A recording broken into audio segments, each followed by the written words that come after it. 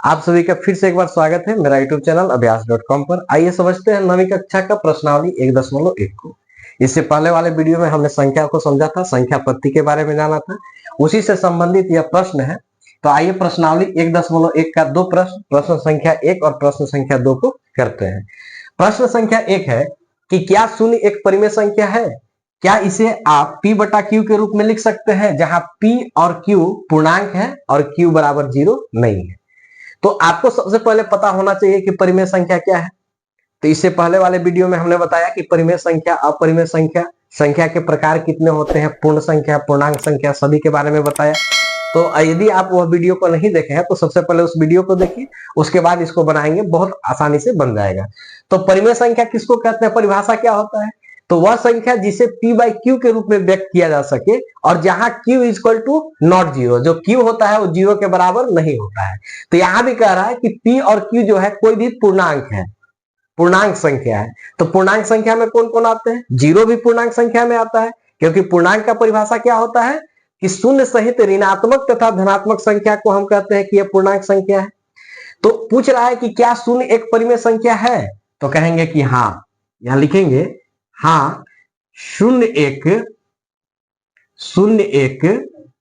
परिमेय संख्या है।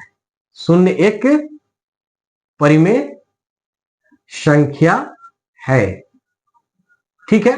तो कह रहा है कि क्या आप इसे p बाई q के रूप में लिख सकते हैं? अवश्य लिख सकते हैं। देखिए जैसे यहां पे लिख दिए 0/4, 0/3, 0/1, 0/2, कुछ भी, ठीक है। शून्य तो ऊपर है ना, शून्य नीचे तो है नहीं। और परिमेय संख्या का शर्त क्या रहता है कि वह संख्या जिसे p बाई q के रूप में लिखा जा सके और जहां q जो हो वो जीरो के बराबर नहीं है। तो हमारा जितना भी नीचे देख रहे हैं सब, ऊपर वाला सब p है, नीचे वाला सब q है। तो q जो है जीरो तो नहीं है, यहाँ 4 है, यहाँ 3 है, यहाँ 1 है, यहाँ 2 है। तो क्या जीरो एक परिमेय संख्या है? तो हाँ, जीरो एक परिमेय संख्या है जहां q जीरो के बराबर नहीं है। तो इस तरह से यह प्रश्न संख्या 1 हल हो गया। अब आइए प्रश्न संख्या 2 को कहते हैं। कह रहा है कि 3 और 4 के बीच में 6 परिमेय संख्या ज्ञात कीजिए। पहले ये आप जान लीजिए कि किसी भी दो संख्या के बीच में अनंत संख्याएं होती हैं। किसी भी दो संख्या के बीच में अनंत संख्याएं होती हैं, ठीक है। तो यहां हमसे कह रहा है कि 3 और 4 के बीच में 6 परिमेय संख्या ज्ञात कीजिए। परिमेय संख्या निकालने की बहुत सारी अलग अलग विधियां हैं।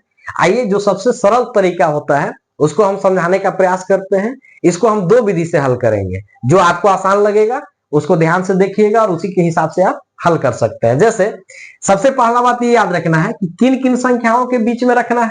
तो एक संख्या है हमारा 3, ठीक है, और दूसरा संख्या है 4। ये दोनों के बीच में कितनी परिमेय संख्या लिखना है? तो 6 परिमेय संख्या लिखना है। कितना परिमेय संख्या? 6।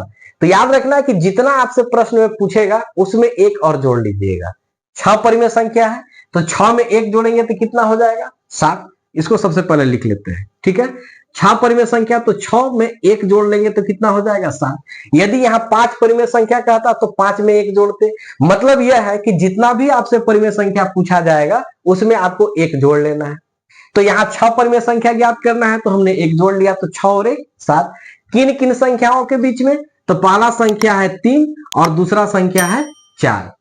पहला संख्या 3 है और दूसरा संख्या 4 है। जिन संख्याओं के बीच में परिमेय संख्या ज्ञात करना है और जितना परिमेय संख्या ज्ञात करना है उसको जोड़ने के बाद जो संख्या आया है उतना ही संख्या से इसको गुना करके भाग कर लीजिए। यहां भी गुना करके और भाग कर लेंगे सेम संख्या से। तो इससे क्या होगा? एक संख्या कितना हो गया? 70, 21 और बट्टा में 7। और यह संख्या कितना हो गया? 7, 28 और बट्टा में 7। किसी भी संख्या से एक ही संख्या से गुना तथा उसी संख्या से भाग करने पर इस संख्या में, वास्तविक संख्या में कोई प्रभाव नहीं पड़ता है। जैसे अगर 7 से 7 में भाग देंगे तो 1, 1 से 3 में गुना करेंगे तो 3। केवल इसका रूप अलग आपको दिख रहा है। 21/7 का मतलब 3 ही है। 7 से भाग लगाइएगा तो 70, 21। 28/7 का मतलब 4 ही है, केवल रूप बदला है, इसका जो वास्तविक मान है वह नहीं बदला है, ठीक है। अब क्या करना है? पहला संख्या 21/7, दूसरा 28/7। तो आपका प्रश्न में कह रहा है कि 3 और 4 के बीच में, तो आपको ध्यान रखना है कि इस संख्या को 21/7 को नहीं लेना है और ना ही 28/7 को लेना है। तो 21/7 के बाद कौन सी संख्या आ जाएगी? 22/7, 23/7, ठीक है, 24/7, 25/7, 26/7, 27/7, कितनी संख्या है? 6 गिन लीजिए, 1 2 3 4 5 और 1 6। यही हमारा क्या हो जाएगा? आंसर हो जाएगा। ठीक है, या इसी प्रश्न को दूसरे तरीका से हल कर सकते हैं। कैसे हल कर सकते हैं? तो पहली संख्या हमारी क्या है? 3, और दूसरी संख्या कितनी है? 4। तो 3 और 4 के बीच में यदि सिंपल देखा जाए तो संख्या कहां से शुरू हो जाएगा? तो 3 मतलब 3.0 और 4 मतलब 4.0। तो 3.0 के बाद कौन सी संख्या आएगी? 3.1। दूसरी कौन आएगी? 3.2, फिर 3.3, फिर 3.4, फिर 3.5 ना, फिर 3.6। कितना संख्या हो गया? 1 2 3 4 5 और 1 6। 6 हो गया।